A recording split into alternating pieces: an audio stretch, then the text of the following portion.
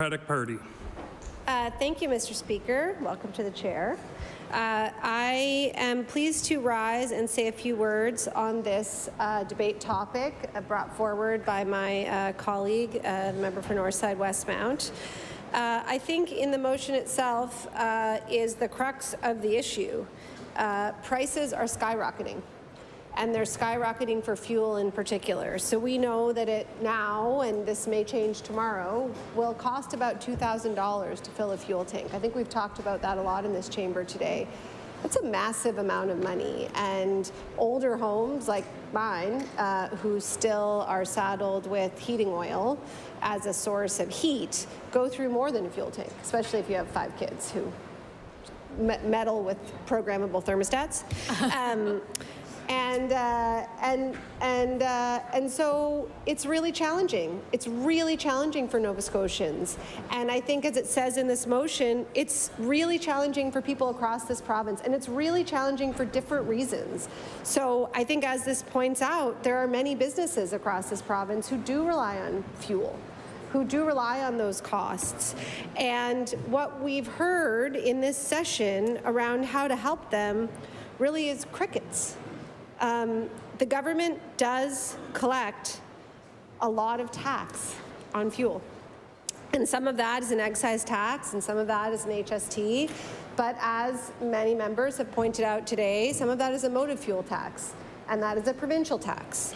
And that provincial tax has been a windfall to this government. So as those prices rise, the more painful it is for people across this province, families and seniors and people running businesses, the more enriched our government becomes. And we certainly hope, as with any form of taxation, that revenue is used in all the right ways. But unfortunately, as we've pointed out many times during this session, we have not seen a notable improvement in any of the challenges that our constituents are bringing forward. We have not seen an improvement to health care. We have not seen an improvement to people's quality of life.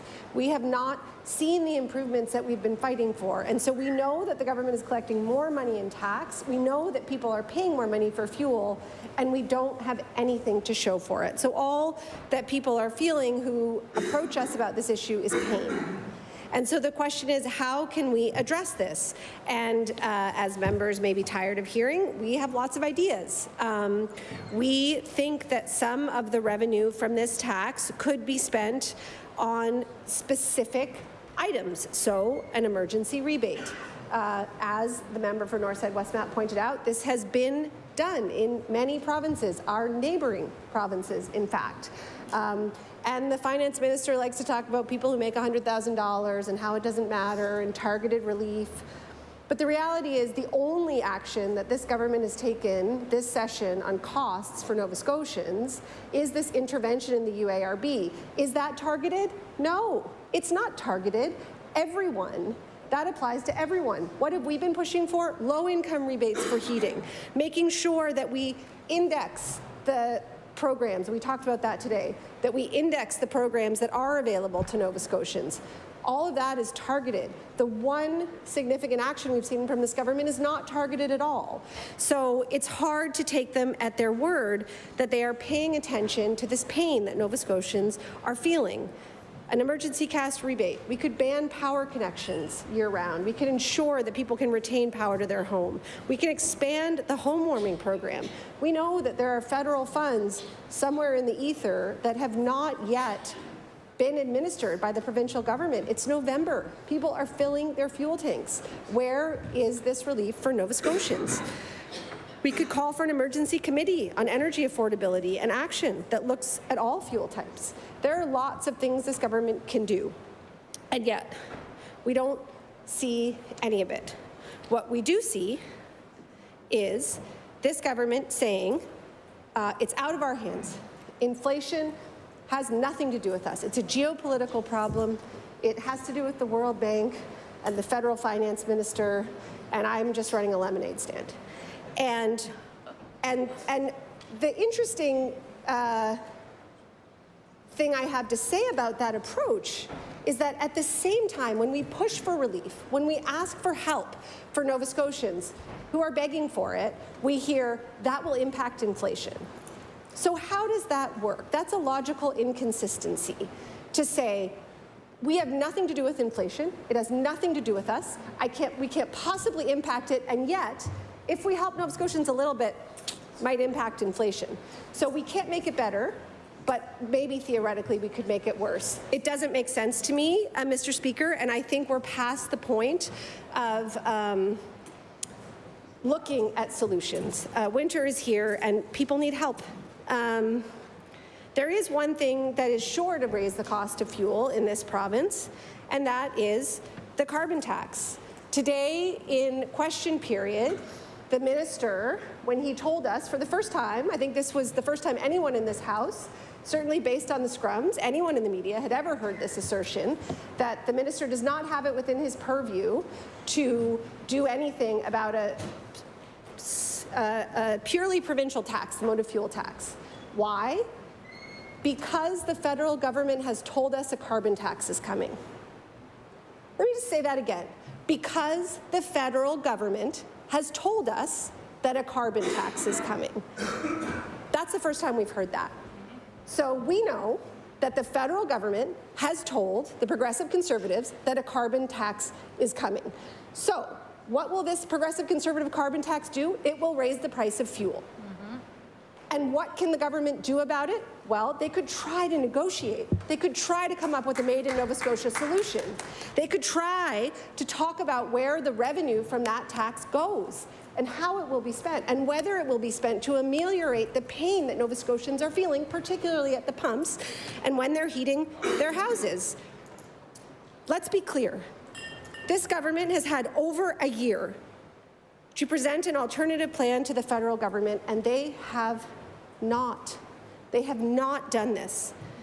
Experts like Dr. Larry Hughes point out that the cost of this will be extremely expensive for Nova Scotians. And other experts are also pushing for this government to negotiate with their federal counterparts to avoid a carbon tax. The only thing this government has done is somehow, inexplicably, said on the one hand they'll push everyone out of their way who stands in the way of their agenda, but that we're having a carbon tax because the opposition in a majority government isn't somehow blocking it. Like, it defies logic. It makes no sense. This government has had ample time and resources that could have been directed towards developing a carbon pricing system that equitably addressed the needs of Nova Scotians and work towards an emission in reductions. All we've seen is the output-based pricing system, and this is a half measure, and this is also a tell, along with what the Minister of Gaming, pardon the pun, said today in the House, that they have a deal. They have a deal with Ottawa. Their deal is, we're going to put it together an output-based pricing system, you're going to impose a carbon tax, we're going to get mad about it, and off we go. Why not come clean? Why not tell Nova Scotians that you have negotiated the federal carbon tax on their behalf? Probably because they're not going to like it. The other thing I'll say about the output-based pricing system is that it targets two emitters, one of whom, Nova Scotia Power, will pass every penny back to consumers.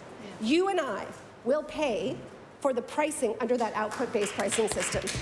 Not Nova Scotia Power, you and I, and all of our constituents, and all Nova Scotians. And while we're waiting for a climate plan from this government, which we were going to have last spring, we still have no idea how this government plans to meet our climate targets and help people afford to live. The legislation is fine, but Nova Scotia Power stood in the Red Room and said they weren't going to abide by it. And guess what we can do about that? Nothing. So with no economic development plan either, we are flying blind. Nova Scotians know that it is fully possible to tackle the climate crisis and make life affordable for regular people and create sustainable jobs. We can do this, but we need a government with vision and imagination to help us make it happen, and we need them to be honest with us and honest with Nova Scotians and do the hard work that they were elected to do.